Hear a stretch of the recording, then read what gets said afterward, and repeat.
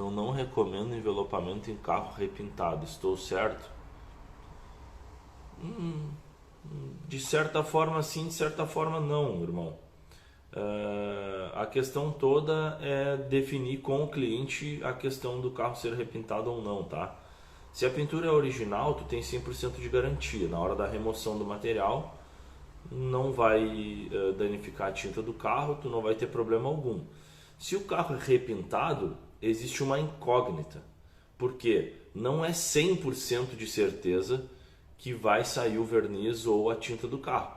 Eu já tive carro repintado, né? Eu tinha um Fusion que era repintado os dois para-choques, e eu nunca, assim, eu envelopei o carro 10 vezes o tempo que ele teve comigo, ou 8, e eu nunca tive problema de sair verniz ou sair a tinta. Por quê? Porque foi um trabalho bem executado. Então, em relação à repintura, isso vai depender do profissional que fez a repintura. E pode ser uma repintura com todos os processos e os procedimentos bem feitos, e na hora de remover o envelopamento não vai ter problema algum. Como também pode ter sido algo feito à moda de qualquer jeito, como eu digo, e na hora de remover pode vir a sair o verniz do carro colado no adesivo. Isso é muito relativo. Como é que tu resolve esse problema? Na tua venda, deixar isso bem claro para o teu cliente. Olha, se o carro é pintura original, ok. Se o carro for repintado, corre o risco de, na hora da remoção, sair parte do verniz. Por quê? Porque o adesivo estraga? Não. Porque a repintura do carro pode ter sido feita da maneira errada. Porque se for feita da maneira certa, ela vai ser como uma pintura original que não vai sair. Não existe um mistério. Na fábrica o carro recebeu o primer, recebeu a tinta, recebeu o verniz e está pronto. Não teve magia. Quer dizer, tem um processo, tem uma marca ou marcas específicas de materiais de qualidade para que a tinta não desplaque. Se o cara fizer de qualquer jeito, pode vir a desplacar o verniz. Mas o que não me impede de vender envelopamento, a não ser que o cliente entenda que essa repintura mal feita possa ser para ele um problema no futuro. Aí tu deixa claro isso na venda para que tu não tenha problemas no futuro, tá?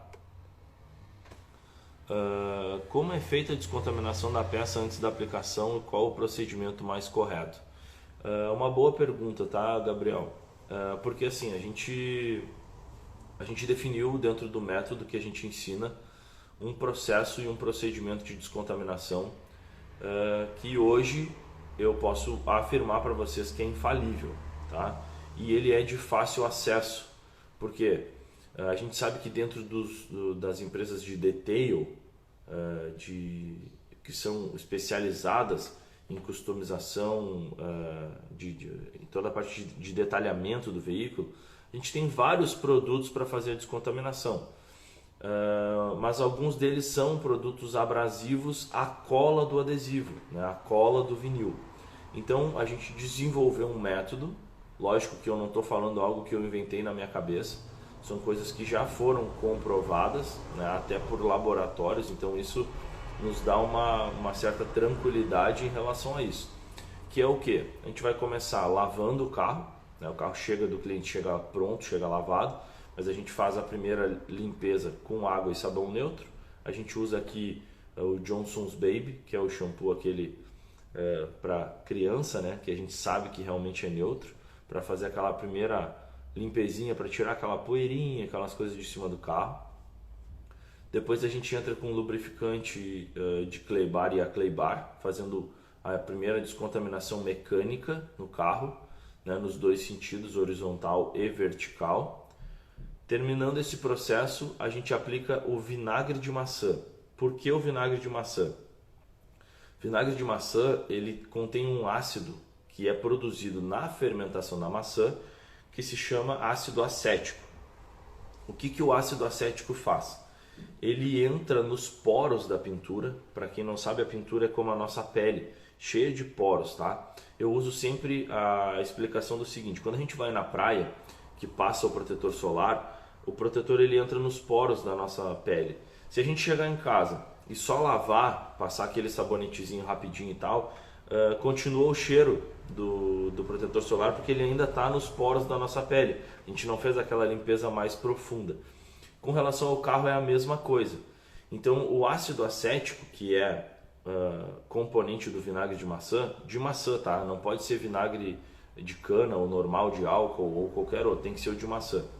Ele entra nos poros da pintura e amolece, tá? Para falar assim de uma maneira mais popular, ele amolece as contaminações. Pode ser resquício de cera que a gente aplicou no passado, pode ser um pouco de sereno que entrou dentro dos poros ali, junto com um pouco de poluição, seja lá o que for que está no nosso ar e tal, que está lá dentro dos poros, que a nossa clay bar ela não consegue entrar, porque ela não entra, os poros estão selados por essas contaminações. Aí a gente coloca o vinagre de maçã, o ácido acético entra lá dentro e solta essas contaminações. Elas ficam soltas lá dentro.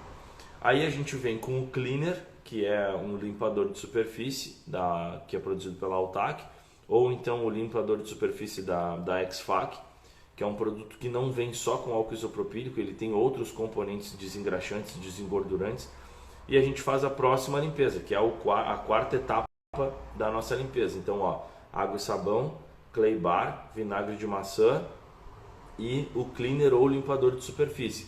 Ele vai entrar dentro desses poros que agora estão com aquela sujeira lá soltinha, né, mole, vai remover isso, tá? E aí, por último, e não menos importante, o quinto processo vai ser o álcool isopropílico. Por quê? O álcool vai entrar de novo dentro desses poros, vai fazer a limpeza superficial e dentro dos poros, vai se unir com o que tiver ali de umidade ainda e vai evaporar. Aí a gente fica com uma superfície extremamente limpa, tá? E também sem nada de umidade, porque o álcool isopropílico ele é um álcool, assim, entre aspas, vocês vão entender, 100% puro. Então ele entra, tudo que ele vai pegando de umidade já se mistura com ele, evapora e a gente fica com uma peça 100% limpa.